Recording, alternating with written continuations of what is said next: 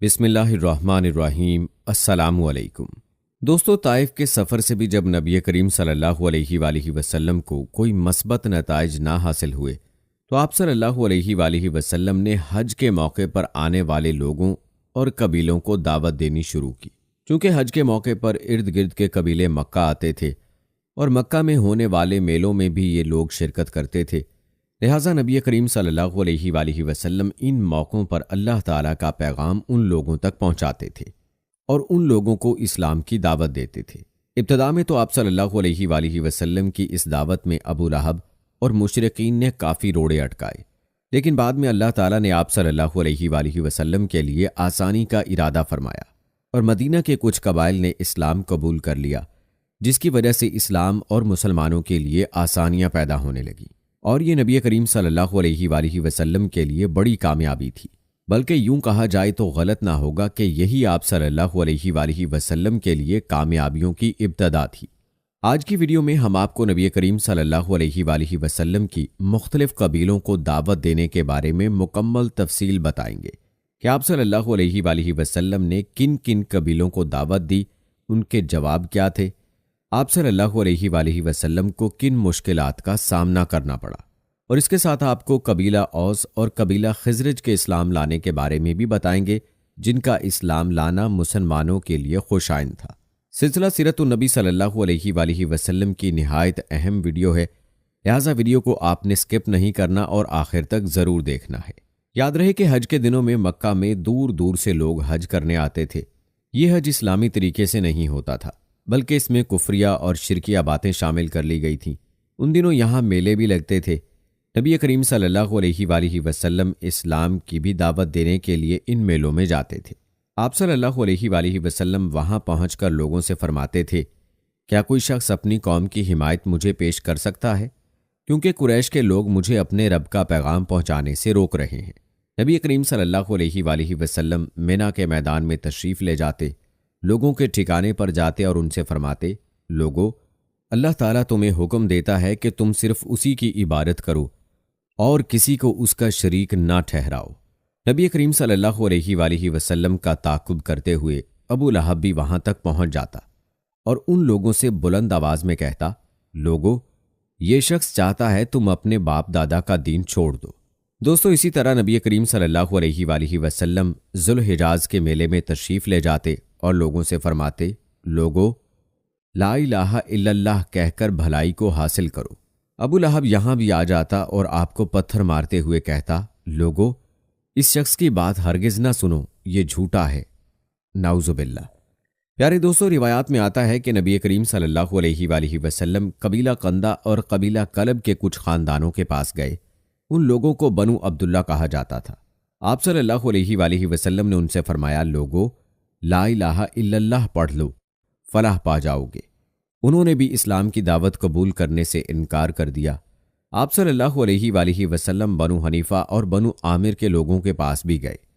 ان میں سے ایک نے آپ صلی اللہ علیہ وآلہ وسلم کا پیغام سن کر کہا، اگر ہم آپ کی بات مان لیں، آپ کی حمایت کریں اور آپ کی پیروی قبول کر لیں، پھر اللہ تعالیٰ آپ کو آپ کے مخالفوں پر فتح عطا فرما دے، تو کیا آپ کے بعد یہ سرداری اور حکومت ہمارے ہاتھوں میں آ جائے گی؟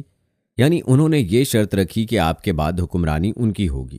جواب میں آپ صلی اللہ علیہ وآلہ وسلم نے ارشاد فرمایا، سرداری اور حکومت اللہ کے ہاتھ میں ہے، وہ جسے چاہتا ہے سونپ دیتا ہے۔ اس کے بعد اس شخص نے کہا، تو کیا ہم آپ کی حمایت میں عربوں سے لڑیں، عربوں کے نیزوں سے اپنے سینے چھلنی کرا لیں، اور پھر جب آپ کامیاب ہو جائیں تو سرداری اور حکومت دوسروں کو ملے؟ نہیں، ہم آپ کی ایسی حکومت اور سرداری کی کوئی ضرورت نہیں۔ اس طرح ان لوگوں نے بھی صاف انکار کر دیا۔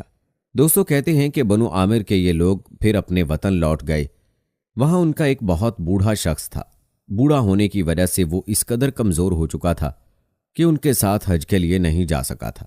جب اس نے ان لوگوں سے حج اور میلے کے حالات پوچھے تو انہوں نے نبی کریم صلی اللہ علیہ وآلہ وسلم کی دعوت کا بھی ذکر کیا اور اپنا جواب بھی اسے بتایا۔ بوڑھا شخص یہ سنتے ہی سر پکڑ کر بیٹھ گیا اور افسوس بھرے لہجے میں بولا، اے بنی عامر، تم سے بہت بڑی غلطی ہوئی۔ کیا تمہاری اس غلطی کا کوئی علاج ہو سکتا ہے؟ قسم ہے اس ذات کی جس کے قبضے میں میری جان ہے، اسماعیل علیہ السلام کی قوم میں سے جو شخص نبوت کا دعویٰ کر رہا ہے جھوٹا نہیں ہو سکتا، وہ بالکل سچا ہے۔ یہ اور بات ہے کہ اس کی سچائی تمہاری عقل میں نہ آ سکی۔ اسی طرح نبی کریم صلی اللہ علیہ وآلہ وسلم نے بنو ابس، بنو سلیم، بنو غسان، بنو محارب، بنو فزارہ، بنو نظر، بنو مرہ اور بنو ازرہ سمیت کئی قبیلوں سے بھی ملے۔ ان سب نے آپ صلی اللہ علیہ وآلہ وسلم کو اور بھی برے جوابات دیے۔ وہ کہتے آپ کا گھرانہ اور آپ کا خاندان آپ کو زیادہ چاہتا ہے، اسی لیے انہوں نے آپ کی پیروی نہیں کی۔ دوستو کہتے ہیں کہ آپ صلی اللہ علیہ وآلہ وسلم کو عرب قبیلوں میں سب سے زیادہ تکلیف یمامہ کے بنو حنیفہ سے پہنچی۔ مسلمہ کذاب بھی اسی بدبخت قوم کا تھا جس نے نبوت کا دعویٰ کیا تھا۔ اسی طرح بنو ثقیف کے قبیلے نے بھی آپ صلی اللہ علیہ وآلہ وسلم کو بہت برا جواب دیا۔ ان تمام تر ناکامیوں کے بعد آخرکار اللہ تعالیٰ نے اپنے دین کو پھیلانے، اپنے نبی صلی اللہ علیہ وآلہ وسلم کا اکرام کرنے اور اپنا وعدہ پورا کرنے کا ارادہ فرمایا۔ آپ صلی اللہ علیہ وآلہ وسلم حج کے دنوں میں گھر سے نکلے۔ وہ رجب کا مہینہ تھا۔ عرب حج سے پہلے مختلف رسموں اور میلوں میں شریک ہونے کے لیے مکہ پہنچا کرتے تھے۔ چنانچہ اس سال بھی آپ صلی اللہ علیہ وآلہ وسلم مختلف قبیلوں سے ملنے کے لیے نکلے تھے۔ آپ صلی اللہ علیہ وآلہ وسلم عقبہ کے مقام پر پہنچے۔ عقبہ ایک گھاٹی کا نام ہے جس جگہ شیطانوں کو کنکریاں ماری جاتی ہیں۔ یہ گھاٹی اسی مقام پر ہے۔ مکہ سے مینا کی طرف جائیں تو یہ مقام بائیں ہاتھ پر آتا ہے۔ اب اس جگہ ایک مسجد ہے۔ وہاں آپ صلی اللہ علیہ وآلہ وسلم کی ملاقات مدینہ کے قبیلے خزرج کی ایک جماعت سے ہوئی۔ دوستو یاد رہے کہ اوس اور خزرج مدینہ منورہ کے مشہور قبیلے تھے۔ یہ اسلام سے پہلے ایک دوسرے کے جانی دشمن تھے۔ یہ بھی دوسرے عربوں کی طرح حج کیا کرتے تھے۔ یہ حضرات تعداد میں کل 6 تھے۔ ایک روایت کے مطابق ان کی تعداد 8 تھی۔ آپ صلی اللہ علیہ وآلہ وسلم نے انہیں دیکھا تو ان کے قریب تشریف لے گئے۔ ان سے فرمایا میں آپ سے کچھ کہنا چاہتا ہوں۔ وہ بولے ضرور کہیں۔ فرمایا بہتر ہوگا کہ ہم لوگ بیٹھ جائیں۔ پھر آپ صلی اللہ علیہ وآلہ وسلم ان کے پاس بیٹھ گئے۔ ان لوگوں نے جب آپ کے چہرے کی طرف دیکھا تو وہاں سچائی ہی سچائی اور بھلائی ہی بھلائی نظر آئی۔ ایسے میں آپ صلی اللہ علیہ وآلہ وسلم نے ارشاد فرمایا میں آپ لوگوں کو اللہ کی طرف دعوت دیتا ہوں، میں اللہ کا رسول ہوں۔ یہ سنتے ہی انہوں نے کہا اللہ کی قسم آپ کے بارے میں ہمیں معلوم ہے یہودی ایک نبی کی خبر ہمیں دیتے رہے ہیں اور ہمیں اس سے ڈراتے رہے ہیں، یعنی وہ کہتے رہے ہیں کہ ایک نبی ظاہر ہونے والے ہیں، آپ ضرور وہی ہیں، کہیں ایسا نہ ہو کہ ہم سے پہلے وہ آپ کی پیروی اختیار کر لیں۔ دوستو کہا جاتا ہے کہ اصل میں بات یہ تھی کہ جب بھی یہودیوں اور مدینے کے لوگوں میں کوئی جھگڑا ہوتا تو یہودی ان سے کہا کرتے تھے بہت جلد ایک نبی کا ظہور ہونے والا ہے، ان کا زمانہ نزدیک آ چکا ہے، ہم اس نبی کی پیروی کریں گے اور ان کے جھنڈے تلے اس طرح تمہارا قتل عام کریں گے جیسے قوم عاد اور قوم ارم کا ہوا تھا۔ ان کا مطلب یہ تھا کہ ہم تمہیں نیست و نابود کر دیں گے۔ اسی بنیاد پر مدینے کے لوگوں کو آپ صلی اللہ علیہ وآلہ وسلم کے ظہور کے بارے میں معلوم تھا، اور اسی بنیاد پر انہوں نے فوراً آپ صلی اللہ علیہ وآلہ وسلم کی بات مان لی، آپ صلی اللہ علیہ وآلہ وسلم کی تصدیق کی اور مسلمان ہو گئے۔ پیارے دوستو یاد رہے کہ پے در پے ناکامیوں کے بعد یہ بہت زبردست کامیابی تھی، اور پھر یہ کامیابی تاریخی اعتبار سے بھی بہت بڑی ثابت ہوئی۔ اس بیعت نے تاریخ کے دھارے کو موڑ کر رکھ دیا۔ گویا اللہ تعالیٰ نے ان کے ذریعے ایک زبردست خیر کا ارادہ فرمایا تھا۔ اسلام قبول کرتے ہی انہوں نے عرض کیا ہم اپنی قوم اوس اور خزرج کو اس حالت میں چھوڑ کر آئے ہیں کہ ان کے درمیان زبردست جنگ جاری ہے، اس لیے اگر اللہ تعالیٰ آپ کے ذریعے ان سب کو ایک کر دے تو یہ بہت ہی اچھی بات ہوگی۔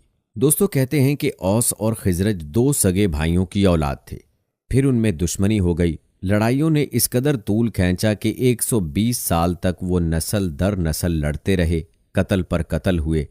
اس وقت انہوں نے اپنی دشمنی کی طرف اشارہ کیا تھا، لہٰذا انہوں نے کہا ہم اوس اور اپنے قبیلے کے دوسرے لوگوں کو بھی اسلام کی دعوت دیں گے، ہو سکتا ہے اللہ تعالیٰ آپ کے نام پر انہیں ایک کر دے۔